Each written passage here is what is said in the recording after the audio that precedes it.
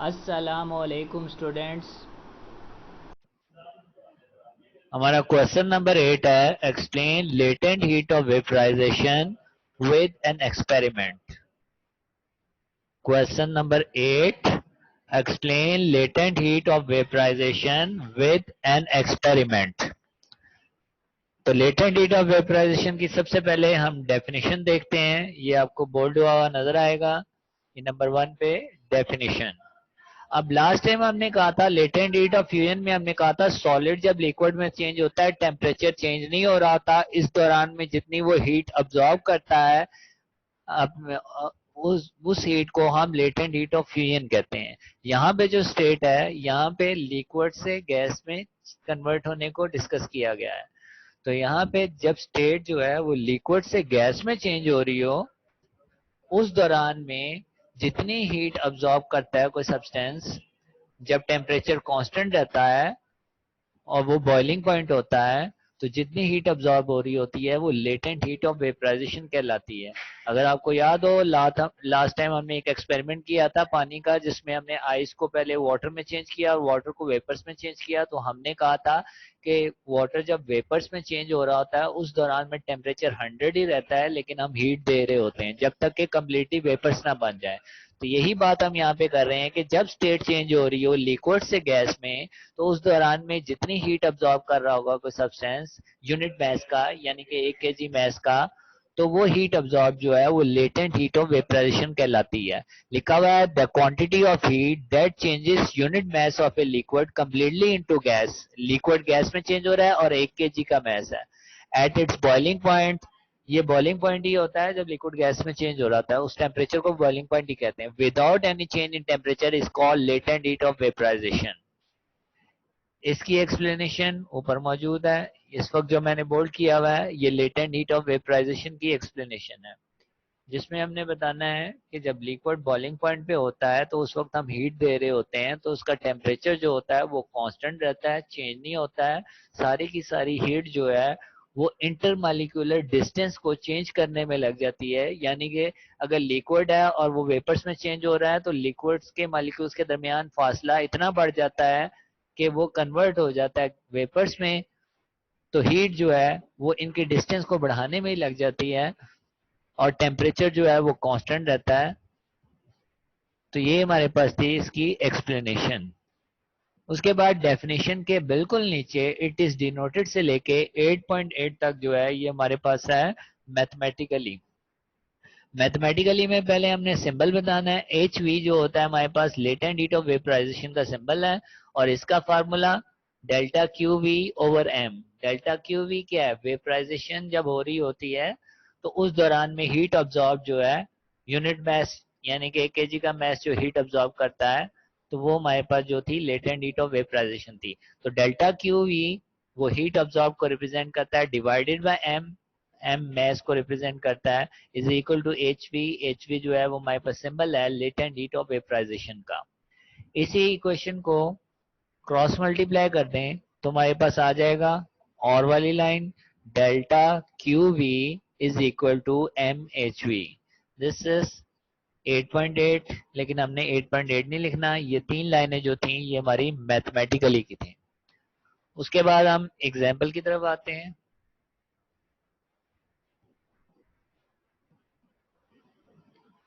When water से लेके boiling point तक जो है ये हमारे पास एग्जाम्पल है, जिसमें हमने बताना है कि वाटर जब वेपर्स में चेंज होता है तो उस वक्त टेम्परेचर जो होता है वो 100 डिग्री सेल्सियस होता है और टेम्परेचर कांस्टेंट रहता है। और इस दौरान में जो हीट दी जा रही होती है 1 kg के वाटर को, वो 2.26 10⁶ जॉल होती है। इसका मतलब है कि latent heat of vaporization of water is equal to 2.26 into 10⁶ joule per KG. यानी कि 2.26 10⁶ जॉल हीट दी जा रही है 1 kg के सब्सटेंस को, तब वो कन्वर्ट हो रहा होता है लिक्विड से वेपर्स में। तो ये एग्जांपल थी हमारे पास जिसमें ये वैल्यू जो है ये याद, वेन वाटर से लेके बॉइलिंग पॉइंट तक, और ये जो वैल्यू है ये आपने याद रखनी है। ये वैल्यू है हमारे पास latent heat of vaporization of water की, और ये हमारे पास है 2.26 इंटू 10⁶। उसके बाद एक्सपेरिमेंट है। और एक्सपेरिमेंट जो है कल से मिलता जुलता है, यानी कि लेटेंट हीट ऑफ फ्यूजन और लेटेंट हीट ऑफ वेपराइजेशन का एक्सपेरिमेंट जो है वो ऑलमोस्ट इक्वल है। कुछ वैल्यूज डिफरेंट होंगी, वो मैं बता देता हूँ।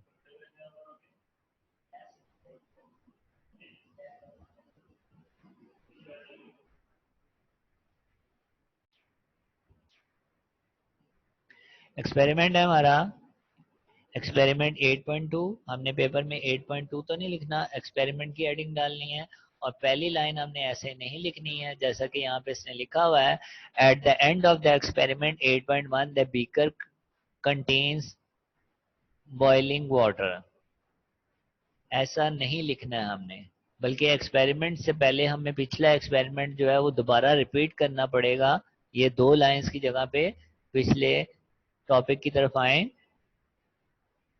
तो यहाँ हमने एक्सपेरिमेंट की मार्किंग की थी टेक से लेके 0 डिग्री सेल्सियस। ये एक्सपेरिमेंट यहाँ से लेके यहाँ तक जो है ये फर्स्ट टू लाइंस की जगह पे हमें लिखना पड़ेगा। पेपर में हमने ये नहीं कहना है एक्स 8.1 एक्सपेरिमेंट, बल्कि हमने ये पहले लिखना है।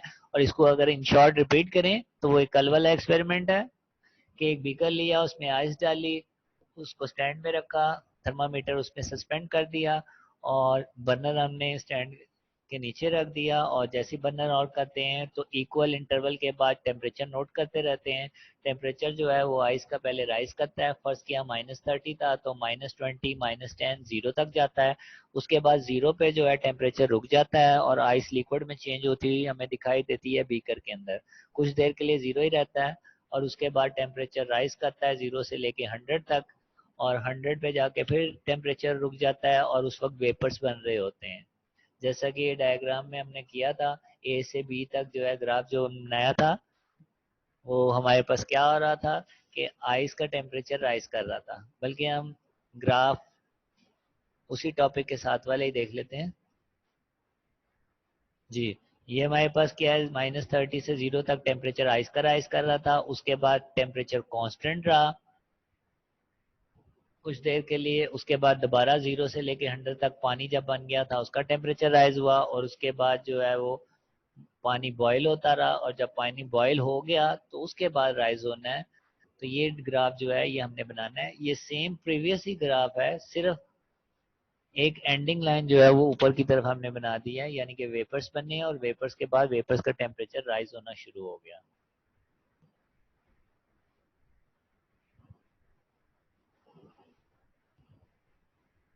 तो स्टूडेंट्स, मैंने क्या कहा है आपको, एक्सपेरिमेंट में आपने क्या करना है, ये फर्स्ट टू लाइंस जो हैं ये फर्स्ट टू लाइंस आपने नहीं लिखनी है, बल्कि इसकी जगह पे हमने एक्सपेरिमेंट की जो लाइंस हैं वो प्रीवियस के एक्सपेरिमेंट की लाइंस लिखनी है, टेक से लेके 0 डिग्री सेल्सियस तक। उसके बाद एक्सपेरिमेंट में रिमेनिंग कंटिन्यू से लेके नीचे चलते हैं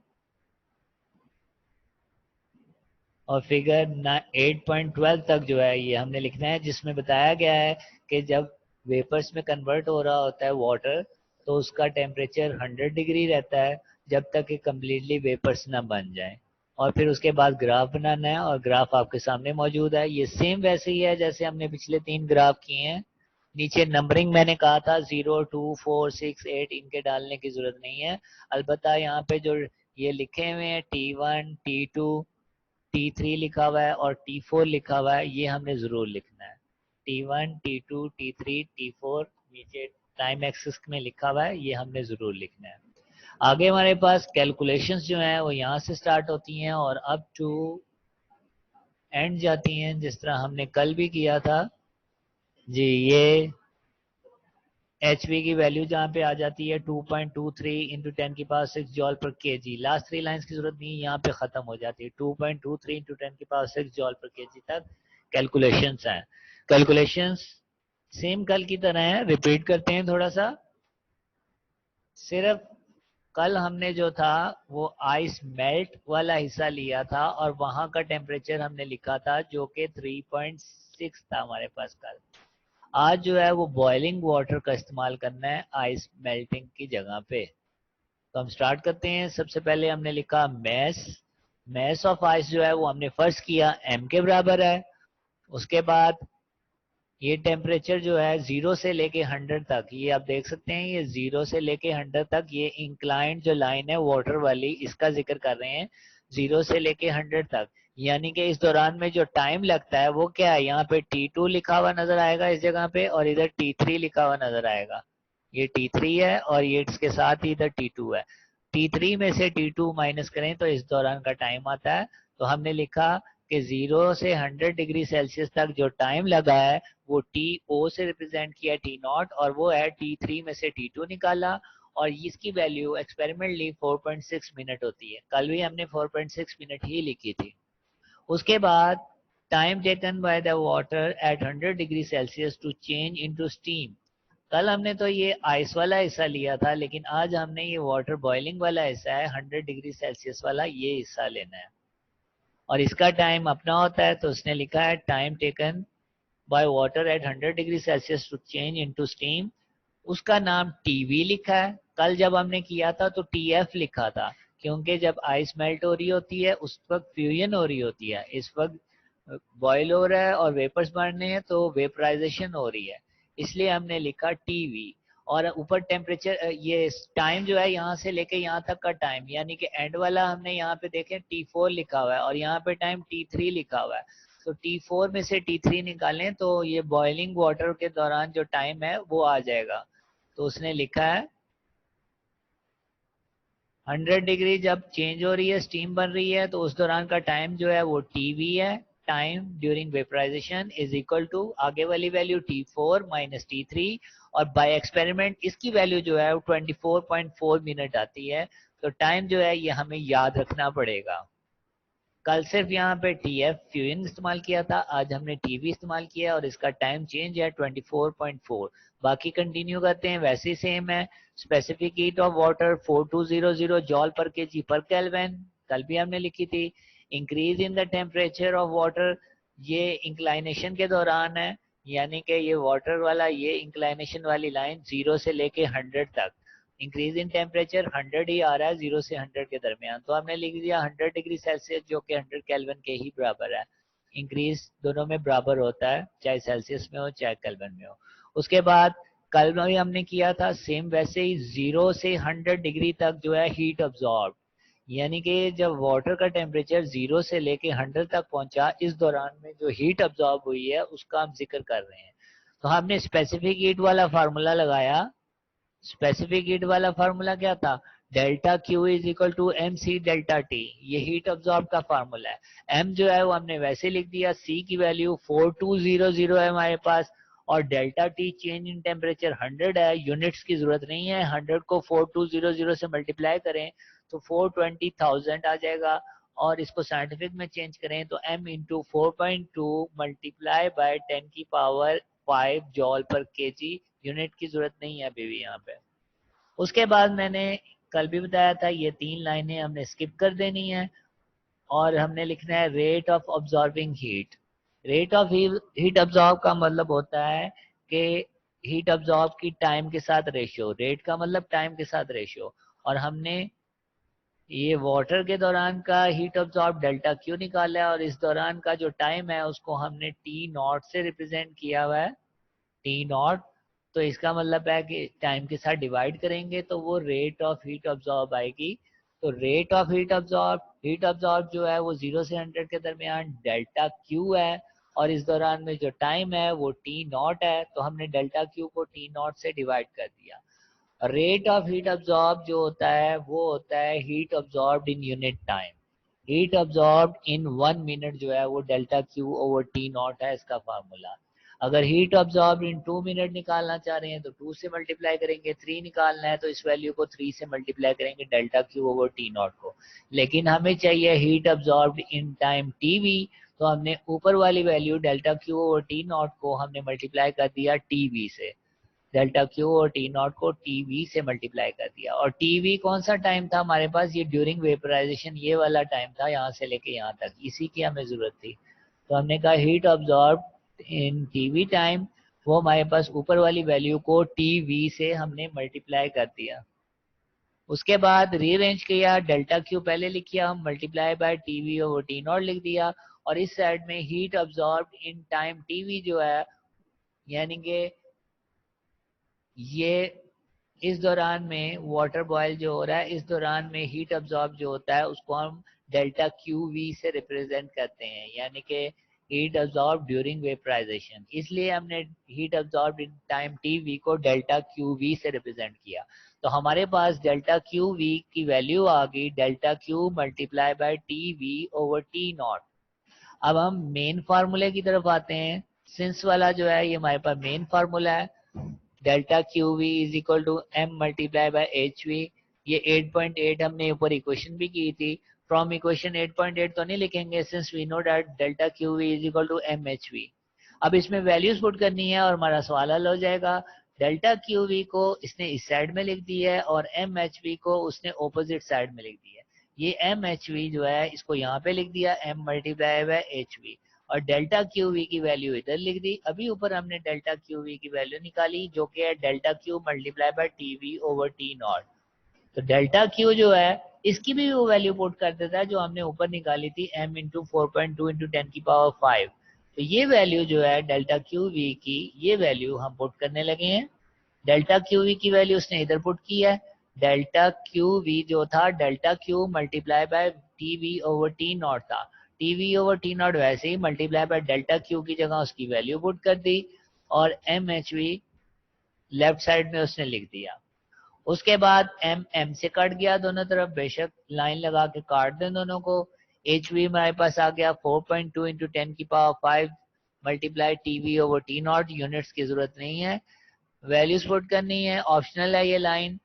टीवी की वैल्यू पुट की 24.4, टी नॉट की वैल्यू की 4.6।